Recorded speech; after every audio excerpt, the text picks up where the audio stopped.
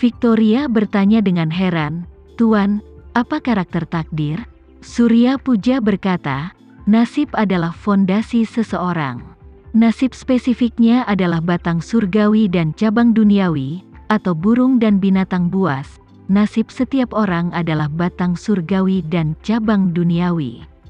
Paling-paling ini adalah jaringan pengapuran yang ekstrim, tetapi jika kamu ingin melawan langit, kamu setidaknya harus memiliki jaringan harimau.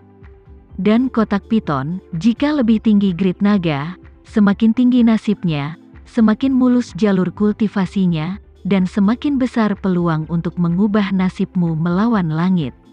Berbicara tentang ini, Surya Puja menghela nafas, "Nasibku adalah unicorn. Meskipun unicorn itu kuat, itu jauh dari cukup untuk mengubah takdirku melawan langit."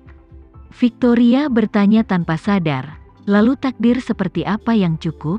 Surya Puja menghela nafas, "Jika kamu ingin mengubah nasibmu melawan langit, Longge hanyalah seorang pemula, tetapi bahkan Longge hanya memenuhi syarat untuk mengubah nasibmu melawan langit, tapi mereka yang benar-benar bisa mengubah takdirmu melawan langit hanya 1 dari 100 di Longge."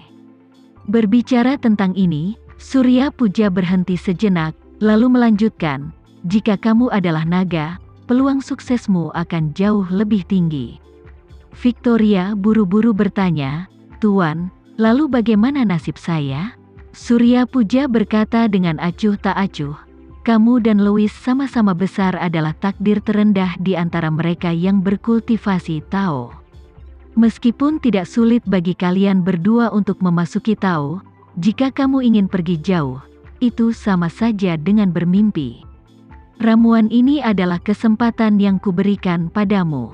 Victoria bertanya dengan ekspresi sedih, "Tuan, tidakkah Anda ingin memberi kami lebih banyak bantuan karena kakak laki-laki saya dan saya tidak memiliki cukup nasib? Tentara di luar hampir menyatukan Central Plains, dan kakak laki-lakiku dan aku sudah lemah. Jika tidak ada lagi keterampilan yang kuat dan alat sulap, saya khawatir akan sulit untuk menyelesaikan tujuan besar melawan dinasti Qi." Surya Puja tersenyum, dan berkata, "Victoria, pembelajaran seumur hidup master dan harta alat sulap telah diselesaikan. Di masa depan, hanya mereka yang ditakdirkan memiliki nasib lebih tinggi dariku yang bisa memiliki kesempatan untuk membukanya, dan siapapun yang bisa mendapatkannya akan menjadi pewarisku." Victoria tidak bisa menahan sedikit kabut. Dia tidak menyangka bahwa kehidupan tuannya akan segera berakhir, tapi dia mengatakan kata-kata yang begitu kejam. Menurut apa yang dia katakan, dia sama sekali tidak memenuhi syarat untuk mewarisi keterampilan dan senjata sihirnya, dan obat mujarab ini sudah menjadi wajahnya. Victoria sangat tertekan di dalam hatinya. Pada saat ini, rasa terima kasihnya kepada Surya Puja menghilang seketika. Dan yang tersisa hanyalah keengganan dan kebencian yang kuat. Namun, dia tidak berani menunjukkannya di depan Surya Puja, jadi dia hanya bisa mengubur kebencian ini di dalam hatinya. Saat ini, Surya Puja mengeluarkan sebuah cincin, menyerahkannya kepada Louis, dan berkata, "Louis, kamu jujur dan memahami kebenaran, tetapi kamu masih terlalu baik hati, dan kamu pasti akan menderita di masa depan. Cincin ini untukmu. Sekarang aku tidak membutuhkannya lagi, jadi aku memberikannya kepadamu sebagai seorang guru. Jika kamu dapat memahami misteri itu sebelum tenggat waktu, kamu bisa hidup 500 tahun lagi seperti aku." Guru berharap kamu bisa merebut kembali negara. Victoria, yang berada di samping, semakin terkejut saat mendengar ini. Dia tahu bahwa arti lain dari kata-kata guru adalah bahwa dia tidak cukup tegak, dan masih ada celah besar dibandingkan dengan kakak laki-lakinya, yang membuatnya semakin tidak bahagia. Louis tidak mau menerima cincin itu saat ini, dan dengan cepat menolak, "Tuan, Anda telah membantu murid terlalu banyak, cincin ini, murid tidak dapat menerimanya." Surya Puja tersenyum ringan, dan melemparkan cincin itu ke arah Louis.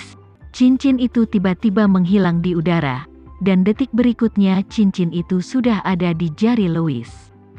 Sebelum Louis dapat memahami alasannya, Surya Puja berkata, "Louis, cincin itu sudah mengenalimu sebagai tuan, jadi kamu harus menyimpannya dengan baik. Jika sesuatu terjadi padamu di masa depan, cincin ini dapat menyelamatkan hidupmu." Setelah selesai berbicara, dua bangau yang diangkat oleh Surya Puja tiba-tiba masuk, dan kedua derek itu berdiri di kedua sisi Surya Puja, menggosok leher mereka ke tubuhnya, merintih dan menangis. Surya Puja mengulurkan tangannya untuk membelai kedua bangau itu, lalu berdiri, dan berkata, "Batas untuk hidup telah tiba, ayo pergi, tinggalkan tempat ini, dan jangan kembali lagi." Louis menangis dan tersedak. "Tuan, aku ingin melihatmu pergi untuk terakhir kalinya." Surya Puja melambaikan tangannya, "Aku telah berlatih di sini selama ratusan tahun sebagai seorang guru. Ini bukan hanya guaku, tapi juga makamku." Melihat kedua bangau itu, dia berkata dengan enteng, "Cukup membawa mereka bersamaku." Setelah mengatakan itu, Surya Puja tiba-tiba mengulurkan tangan kanannya dan melambaikan lengan bajunya. Mata Louis dan Victoria menjadi gelap sesaat. Mereka menemukan bahwa mereka langsung kembali ke gua tempat mereka bermeditasi dan berlatih sebelumnya. Louis berteriak, "Guru!" Setelah itu, dia lari keluar gua. Tetapi gua asli tempat guru berlatih dan tinggal menghilang tanpa jejak dalam sekejap, dan gua besar itu benar-benar menghilang seolah-olah belum pernah ke sana. Louis tampak kaget, tidak mengerti apa yang terjadi. Tetapi pada saat ini, di lembah, ada beberapa tangisan burung bangau yang tiba-tiba bergema. Segera setelah itu, teriakan burung bangau menyebar sampai ke barat, terasa semakin jauh. Louis tahu bahwa guru sudah duduk di tempat dan berkendara ke barat. Dia berlutut di tanah dan tersedak, "Tuan Louis, terima kasih atas kebaikan Anda dalam berkhotbah." Setelah selesai berbicara, dia mengetuk kepalanya 3 kali dengan keras. Saat ini, suara Victoria terdengar dari belakang, "Kakak, kenapa kamu memuja orang tua sialan itu?" Louis segera menoleh, dan berteriak dengan air mata berlinang, "Victoria, omong kosong apa yang kamu bicarakan? Ayo cepat, tampar mulutmu." "Tampar mulutnya?" Victoria berkata dengan jijik, "Bajingan tua itu telah berlatih selama ribuan tahun, dan harus memiliki latihan, pil, dan alat ajaib yang tak terhitung jumlahnya di tangannya. Sebelum dia meninggal, dia hanya memberimu dan aku 1 pil. Ini terlalu banyak." Louis memarahi dengan marah, "Itu omong kosong. Guru menyelamatkan kita, membawa kita ke dalam Taoisme, dan membantu kita melawan dinasti kebaikan semacam ini seperti orang tua. Bagaimana kau bisa mengucapkan kata-kata memberontak seperti itu?" "Aku salah kan?" Victoria meraung marah, "Dia akan mati, dan dia sangat pelit padamu dan aku. Apa yang dia lakukan dengan latihan dan harta itu? Apakah dia benar-benar akan menyembunyikannya di suatu tempat dan menunggu seseorang yang ditakdirkan? Jika kamu mengatakan takdir, bukankah kamu dan aku sudah cukup takdir dengannya?" Louis mengertakkan gigi dan berkata, "Victoria, apa yang kamu katakan hari ini membuatku tercengang. Aku benar-benar tidak menyangka kamu menjadi orang yang memberontak." Victoria juga sangat marah, jadi dia berkata dengan dingin, "Kak, kamu tidak perlu melihat benda tua itu. Sekarang dia sudah mati. Maka kamu dan aku harus meminum pil hijau abadi ini, dan kemudian cepatlah untuk meningkatkan kultivasi kita, dan singkirkan secepat mungkin. Temukan hal-hal baik yang tersembunyi di gua tua ini." Louis sangat kecewa, "Victoria, mulai hari ini, aku bukan lagi kakak seniormu, dan kamu bukan lagi adik perempuan juniorku. Mulai hari ini, aku tidak mengenalimu.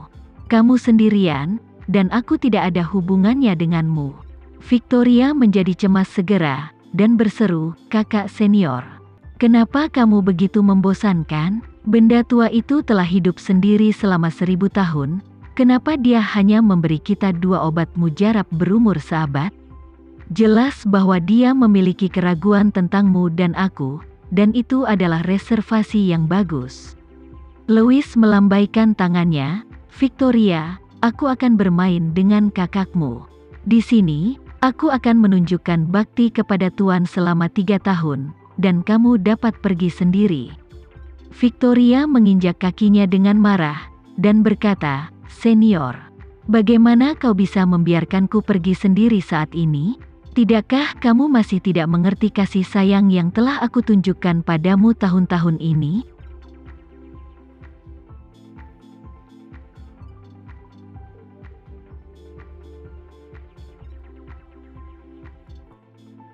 Sekian dulu ya video kali ini, kita lanjutkan lagi videonya di lain waktu. Oh iya, bagaimana menurut kalian? Semoga bisa sedikit menghibur kalian semua. Untuk teman-teman yang baru nonton, jangan lupa subscribe ya, hehehe. Dan kalau teman-teman ada yang ingin gabung langganan, bisa langsung gabung saja untuk dapat fitur yang menarik dan sedikit membantu Mimin. Terima kasih banyak sudah menonton, sampai jumpa lagi, bye.